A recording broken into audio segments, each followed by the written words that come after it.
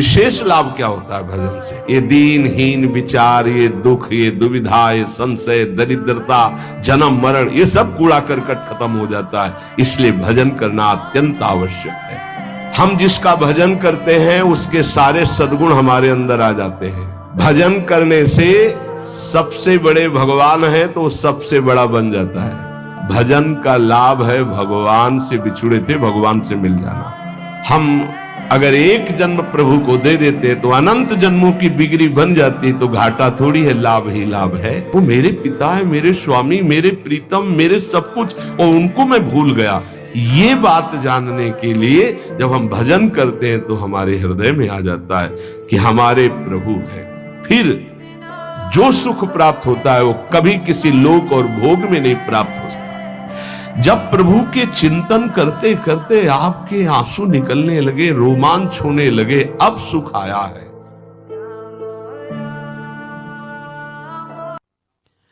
उपासक दो ये बातें पकड़े रहता है, उसे भजनानंदी कहते हैं। अंतःकरण से अपने इष्ट का गाढ़ चिंतन, वो रूप का हो, नाम का हो, मंत्र का हो, और शरीर से प्रकट सेवा में प्रतिपल लगे रहना। ये दो वृत्ति जिसके अंदर है वो भजनानंदी है। सेवा में, चाहे वो गृहस्थी की सेवा हो, व्यापार हो, नौकरी हो, किसानी हो, या विरक्ति की सेवा में, जो भी सेवाएं हैं, शरीर से प्रतिपल सेव्य को सुख पहुंचाने के लिए सेवा, और हृदय से प्रतिपल आराध्य देव का स्मरण, इसी का नाम भजन है। और यही भजन परमानंद प्रदान करता है, यही भजन महापुरुष बना देता है, यही सेव्य के समान कर देता है। प्रभु सेव्य है, प्रभु के समान कर, ब्रह्मविद ब्रह्मयु भवति। तो भजन क्यों करना चाहिए? अरे कमाते हैं, खाते हैं, जी रहे हैं, क्यों भजन करें? भजन इसलिए करना चाहिए कि हम अवगुणी हैं जन्म जन्मांतर से, अवगुण छोड़ने के लिए। हमारे अंदर बड़ी नीच वासनाएं हैं, उन वासनाओं का नाश करने के लिए। हम बड़े हीन विचार वाले हैं, उन विचारों का नाश करने के लिए। हमें हर तरफ से दुख ने घेर रखा है, उस दुख का नाश करने के लिए, जन्म मरण से छूटने के लिए। हम जिसका भजन करते हैं उसके सारे सद्गुण हमारे अंदर आ जाते हैं। अतः हमें नाशवान वस्तु व्यक्ति का भजन नहीं करना, अविनाशी का भजन करना है। वो है श्री भगवान। भजन करने से सबसे बड़े भगवान है तो सबसे बड़ा बन जाता है। ये दीनहीन विचार, ये दुख, ये दुविधा, ये संशय, दरिद्रता, जन्म मरण, ये सब कूड़ा करकट खत्म हो जाता है। इसलिए भजन करना अत्यंत आवश्यक है। भजन करना अत्यंत आवश्यक है। इससे विशेष लाभ क्या होता है? भजन से विशेष लाभ यह होता है कि जहां से हम बिछुड़े थे वहीं हम पहुंच जाते हैं। कहां से बिछुड़े हैं? प्रभु से। ममैवांशो, कितना गलत हो गया है। भगवान ऐसा लगता कोई और है, और संसार लगता ये मेरे, और वो के ममैवांशो, वो मेरे पिता है, मेरे स्वामी, मेरे प्रीतम, मेरे सब कुछ, और उनको मैं भूल गया। ये बात जानने के लिए जब हम भजन करते हैं तो हमारे हृदय में आ जाता है कि हमारे प्रभु है। फिर जो सुख प्राप्त होता है वो कभी किसी लोक और भोग में नहीं प्राप्त हो सकता। प्रेम स्वरूप हमारे इष्ट है तो हमारा प्रेम स्वरूप जागृत हो जाता है। भजन का लाभ है भगवान से बिछुड़े थे भगवान से मिल जाना। भजन करने का अधिकारी कौन है? बहुत बड़े ज्ञानी प्रश्नकर्ता श्री अखंडानंद सरस्वती जी। भजन करने का अधिकारी कौन है बाबा? सब भजन करने के अधिकार, सबका अधिकार है भजन करने। बाल बच्चा कोई भी, पुरुष नपुंसक नारी वा जीव चराचर कोय, सर्व भाव भज कपट तज मोहि परम प्रिय सोय। इसीलिए तो हम कहते हैं भैया, एक जन्म का सारा मेहनत समय इस बात में लगा लो कि विषय चिंतन न होने पावे, पाप कर्म न होने पावे, भजन बन जाए।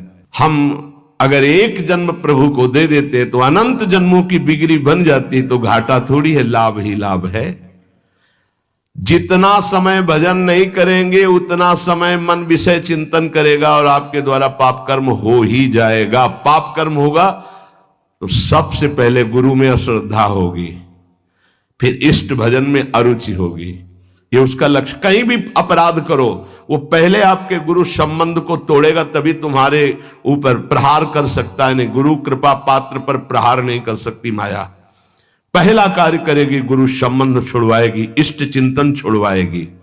इसलिए हम कहते हैं जितना जितना समय तुम विषय चिंतन में देते हो, अगर वो भी भजन में दे दो तो पाप छूट जाएंगे, नहीं तो पाप कर्म होते रहेंगे, भजन का अनुभव नहीं होगा। कहा जाता है कि भजन करने वाला एकांत सेवन करे। इसका मतलब क्या होता है? एकांत का मतलब होता है अपने इष्ट के अनुरागियों का ही संग करना, अपने इष्ट में ही प्रीति हो ऐसा खान पान व्यवहार करना। इष्ट विरोधी वृत्ति, इष्ट विरोधी व्यक्ति, इष्ट विरोधी व्यवहार, इसका त्यागी सदैव एकांतिक ही माना जाता है। एकांत में कमरे में पड़ा है, इष्ट विरोधी चिंतन कर रहा है, प्रपंची एक केवल साथ चल रहा है, वो इष्ट विरोधी व्यवहारी है, प्रपंच। हजार लोग एक साथ बैठे हुए हैं इष्ट के अनुकूल, वो एक माना जाएगा। पूज्य स्वामी जी ने पूछा, भजन करने वाले को मुख्य सावधानी क्या रखनी चाहिए? क्या ऐसा है जो उनको बिल्कुल नहीं करना चाहिए? तो बोले जो प्रवृत्ति में, संसार के भोगों में है, निवृत्ति मार्ग के उपासक, भगवत प्राप्ति के मार्ग के उपासक, उनका संग नहीं करना। बहुत सावधान, बहुत सावधान। ये महापुरुष जन ऐसे नहीं बोल रहे, बहुत सावधान।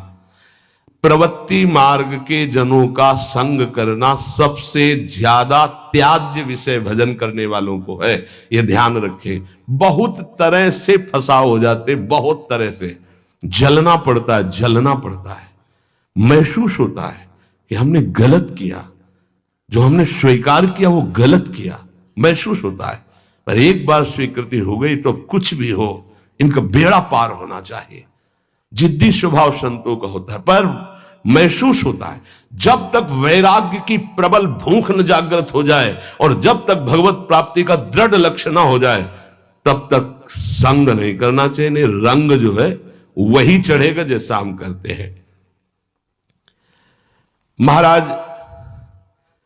सकाम भक्ति सुनते हैं और निष्काम भक्ति सुनते हैं, तो इसका क्या मतलब है? सकाम भक्ति और निष्काम भक्ति का अंतर क्या है? जो केवल प्रभु को चाहता है उसे निष्काम भक्त कहते हैं, और जो प्रभु से चाहता है उसे सकाम भक्त कहते हैं। सीधी भाषा में बाबा ने, जो केवल प्रभु को चाहता है वो निष्काम भक्त है, जो प्रभु से चाहता है वो सकाम भक्त है। सिर्फ प्रभु चाहिए, प्रभु का वैभव, प्रभु से कुछ नहीं, सिर्फ प्रभु से प्रभु चाहिए। सुना है कि परा भक्ति और ज्ञान में कुछ अंतर रहता है या नहीं? आपका क्या विचार है? क्योंकि पराभक्ति और ज्ञान दोनों अलग अलग है, पर है कैसे?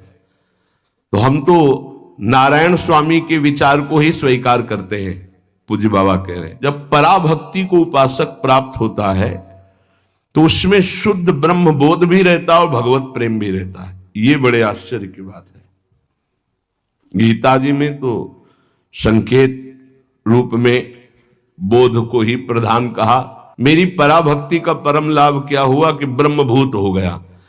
और बाबा नारायण स्वामी के दोहे से कह रहे कि पराभक्ति में एक चमत्कार विशेष ये होता है कि उसे ब्रह्मबोध भी हो जाता है, आत्मस्वरूप का बोध भी, और भगवत प्रेम भी हो जाता है।